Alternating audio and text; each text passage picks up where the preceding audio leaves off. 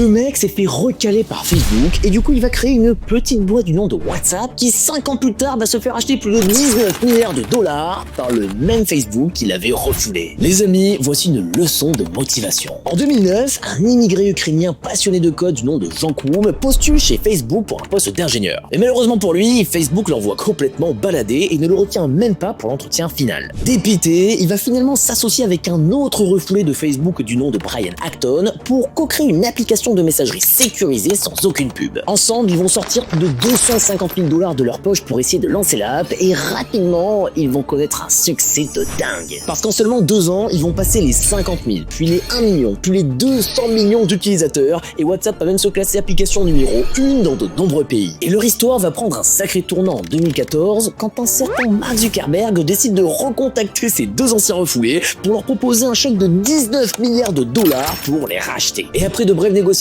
les 2 fondateurs vont accepter de céder leur bébé et pour la belle histoire, John va même décider de signer le deal dans les anciens bureaux des services sociaux où il allait chercher à l'époque des tickets resto avec sa mère quand il n'avait pas un seul copec. Les amis, n'oubliez pas que vous ne devez jamais lâcher, que aucun obstacle doit être capable de vous arrêter parce que qui sait, peut-être que vous êtes à ça de créer le futur WhatsApp.